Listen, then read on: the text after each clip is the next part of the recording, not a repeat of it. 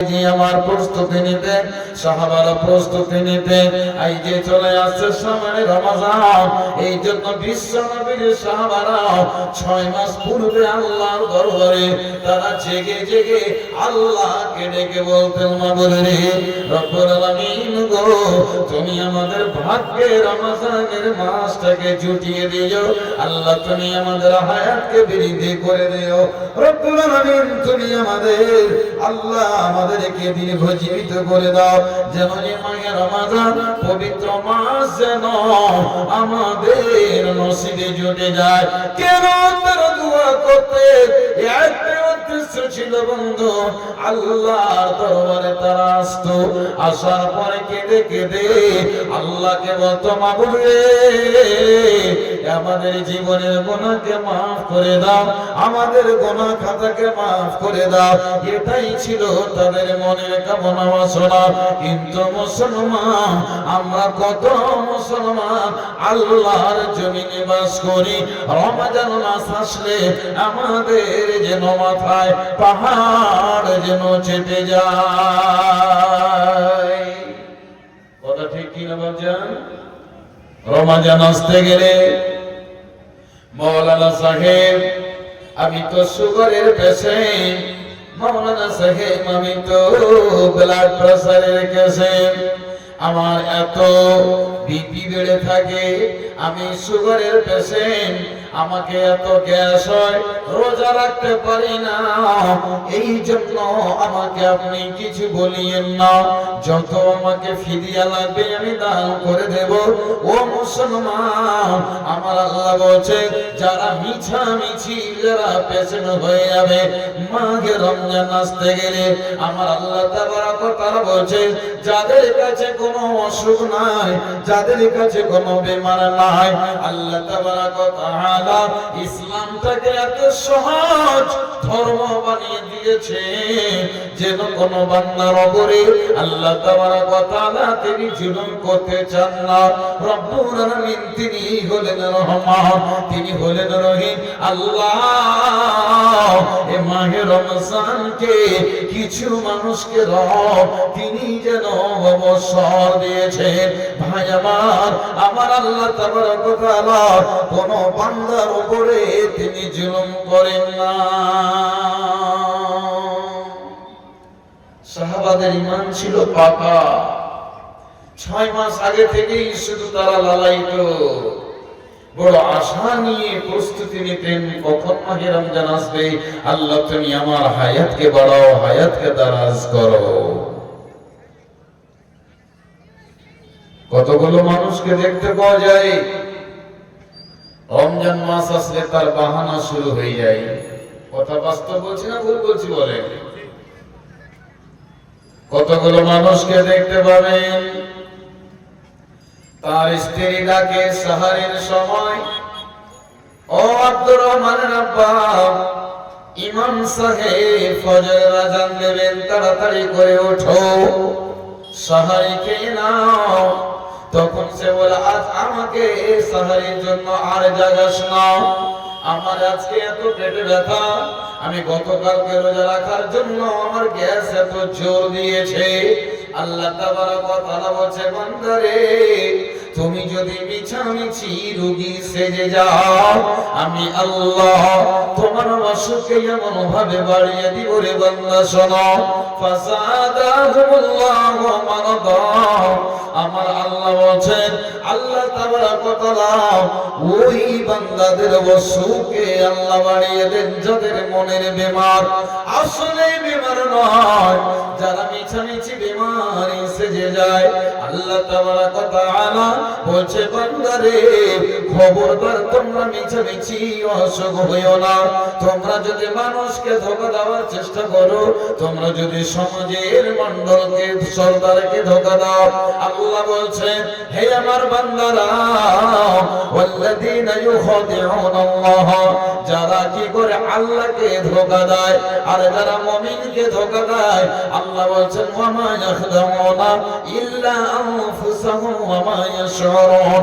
আল্লাহ বলছেন রে পৃথিবীর মানুষ, আমি আল্লাহ তোদের প্রতি এত দয়া মায়া করেছি, এই জন্য পবিত্র মাহে রমজানের বিধান আমি আল্লাহ বান্দাদেরকে আমি আল্লাহ দিলাম। কেন দিলাম? আল্লাহ বলছেন বান্দারে তোমরা যেন কেটে কেটে তোমরা নিজের গুনাহগুলোকে মাফ করিয়ে নিতে পারো, এই জন্য আমি আল্লাহ মুমিনের জন্য অফার দিলাম। আল্লাহর কি দরকার ছিল ভাই? আল্লাহর কি প্রয়োজন ছিল? আল্লাহ আমার আপনার উপকারের জন্য আল্লাহ পাক রমজানের বিধানকে দিলেন। আল্লাহ বলছেন মুমিন, হে আমার মুমিন বান্দারা শোনো। আল্লাহ বলছেন মুমিন আরে এই আমার মুমিন মুমিনা বান্দা বান্দিরা শোনো, লাআল্লাকুম তাত্তাকুন, তোমরা যেন মুত্তাকিন হয়ে যেতে পারো, তোমরা নিজের জীবনের গুনাহ পাপ রাশিগুলোকে আল্লাহর সামনে এসে ক্ষমা করিয়ে নিতে পারো, এই জন্য আমি রব এই পবিত্র মাহে রমজানকে তোমাদের দিলাম। যখন শাবান মাস চলে আসতো বিশ্ব নবীর সাহাবীরা এত খুশি, এত আনন্দ তিনারা হতেন, আল্লাহ সামনে চলে আসছে রমজানের মাস। ও মুসলমান, কিন্তু যখন আমাদের কাছে শাবান মাস ওঠে, চাঁদ ওঠে, যখন রমজানে গিয়ে আসে, কতগুলো মানুষকে দেখতে পাওয়া যায় যারা রোজা রাখবে না, তার জন্য তারা বিদেশে চলে যায়, যায় কি যায় না, কেরালায় চলে যায়, পাঞ্জাবে চলে যায়, দিল্লিতে চলে যায়। কেন যায়? গ্রামে থাকলে আমাকে রোজা রাখতে হবে, মন্ডল সর্দার আমাকে জরিমানা করবে, অপমান করবে, তার জন্য কতগুলো মানুষ নিজের দেশ ছেড়ে চলে যায় অন্য দেশে, ওখানে গিয়ে দিনের বেলায় খাবে, কেউ দেখতে পাবে না। সারা বছর গেল না, রমজান মাস আসছে তখন বাহানা, মৌলভী সাহেব রমজান মাসের সাইডে খুব কাজ চলে, খুব ইনকাম হয়, যাই কোন রকম দুইখানা মাস কাটিয়ে আসে। মানুষ একটা কথা বলে, রোজা করা যেমন তেমন দুধ ফোটার আশা, বিদেশে যাওয়া নয়, রোজাটিকে জবাই করা। এরকম পৃথিবীতে মানুষ আছে না নাই ভাই? বাপজান আমার, ভাই আমার, আল্লাহ রাব্বুল আলামিন পবিত্র কোরআনে আল্লাহ বলছেন বান্দা শোনো, যাদের অন্তরে বেমার, যারা মুনাফিকের মতো ব্যবহার দেখাবে, আসলে কোনো অসুখ নাই। ভাই আমার, এমন একটা লোক সকাল বেলায় সাহারের সময় সে উঠলো না, জাগলো না, নিজের বিবি যখনই বারবার বলছে তখন তাকে মার দেখাচ্ছে, গালি দেয়, অকথ্য ভাষা ব্যবহার করে। ওই লোকটা সকাল বেলায় চায়ের দোকানে গিয়ে বসে আর ডানে বামে সে চারিদিকে দেখা দেখি করে। দেখা করার পর এবার ওই দোকানদারকে বলছে, ও আব্দুল জব্বার, আমাকে তাড়াতাড়ি করে 10 খানা পুরি দাও। এক নয় দুই নয়, 10 খানা পুরি খেয়ে একটা চা খেয়ে ওমি নামে ক্যাপসুলটা বের করে দোকানদারের সামনে খেলো আর বলছে, ভাই রে দেখ, আমি গ্যাসের জন্য রোজা রাখতে পারি না। কয়টা পুরি খেলো? 10টা পুরি খেয়ে, 2টা চা খেয়ে, ওমি ক্যাপসুল খেয়ে সমাজকে দেখালো যে ভাই আমি এই যে এত আমি গ্যাসের রোগী, এই জন্য আমি রোজা রাখতে পারছি না। আল্লাহ বলছেন যারা আল্লাহকে ধোঁকা দেয়, মুমিনকে ধোঁকা দেওয়ার চেষ্টা করে, আল্লাহ বলছেন তোমরা আল্লাহকে ধোঁকা দিতে পারো না, মুমিনকে ধোঁকা দিতে পারো না, তোমরা নিজেই নিজের আত্মাকে তোমরা ধোঁকায় ফেলে রেখেছো, তোমরা সেটা বুঝতে পারো না। ওয়ামা ইয়াশউরুন, তোমরা বুঝতে পারো না, তুমি নিজের জীবনটাকেই ধোঁকায় ফেলে রেখেছো। ভাই আমার, আল্লাহ তাবারক ওয়া তাআলা বান্দাকে কত ভালোবাসেন, বান্দার প্রতি কত মায়া, বান্দার প্রতি আল্লাহর কত দয়া। আল্লাহ রাব্বুল আলামিন পবিত্র কোরআনে আল্লাহ বলছেন, বান্দারে তুমি গুনাহ করেছো, আর তোমার গুনাহগুলোকে মাফ করার জন্য আমি কতগুলো মুহূর্ত আল্লাহ সময় রেডি করে রেখেছি।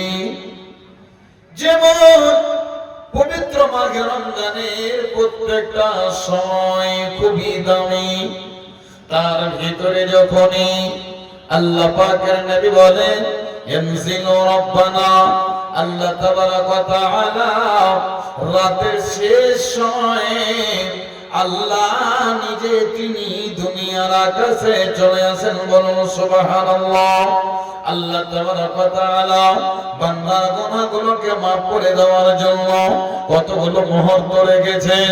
শুধু বান্দারে ওই সময়গুলোকে তোমরা একবার নির্বাচিত করে নাও, আপন করে নাও, আর আপন করে তোমরা আল্লাহর দরবারে একবার এসো। বান্দা আমি রব, আমি গফুরুর রহিম, আমার নাম অত্যন্ত দয়াশীল। বান্দা তোমার যত গুনাহ থাকুক না রে বান্দা, আমি আল্লাহ আমার রব, আমি রব, আমার তোমার গুনার চাইতে আমার দয়া বেশি। বান্দারে যারা জীবনে অনেক গুনাহ করে করে করে করে সাজিয়ে রেখেছো পাহাড়, গুনার পর্বত সাজিয়ে রেখেছো, গুনার ডালি টানি একবার যখনই তোমরা আমার দরবারে আসবে, আমি আল্লাহ কত মায়া, আমার কত তোমাদের প্রতি দয়া।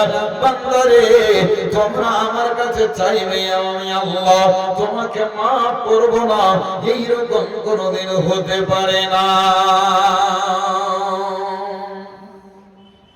ভাই আমার, মানুষের স্বভাব আমরা দেখতে পাই। মনে করেন একটা বাচ্চা যদি নিজের মাকে একবার মা বলে, তবে সেই বলে কি হলো বেটা বল। আবার বাচ্চাটা মুখখানে হাত দিয়ে বলছে মা, তখন বলে কি হয়েছে বল। আবার বাচ্চাটা মা বলছে, তখন মা কিন্তু এখনো তার মনটা খারাপ হয়নি। বারবার বারবার বেটা, বারবার কলিজার টুকরো, তার মুখে গালে চুমো দেই মা।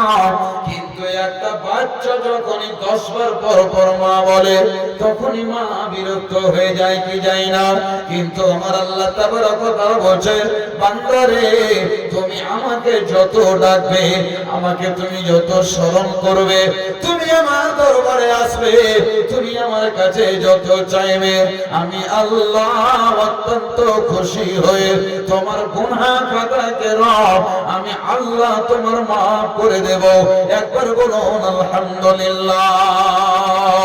ও গো আল্লাহ ক্ষমা করে দাও, মাফ করে দাও। তোমাকে না চিনিয়া, তোমাকে না দেখিয়া, নবীকে না চিনিয়া ঈমান এনেছি তবু, এই ওসিলায় চির সুখী জান্নাতে দাও।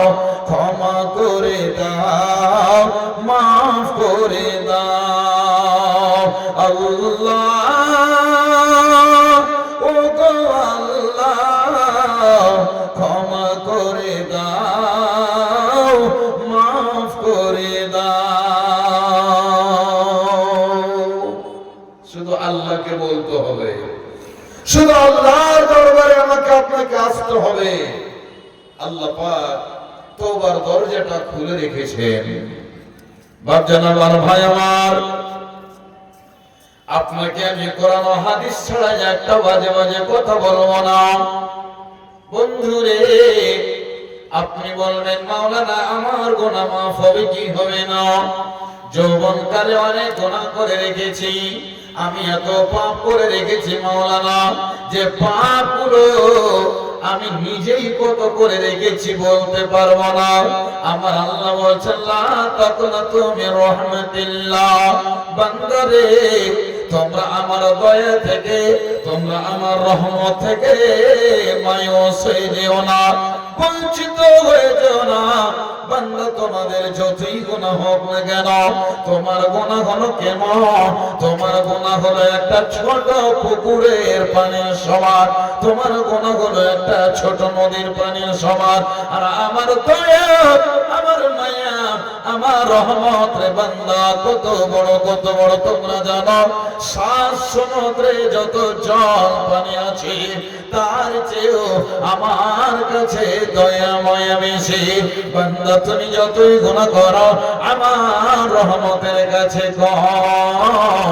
বান্দা তোমার চরিত্র হলো গুনাহ করিলাম, আর আমার চরিত্র হলো স্বভাব হলো বান্দার গুনাহকে মাফ করে দেওয়া। একবার খুশিতে পড়ি আলহামদুলিল্লাহ।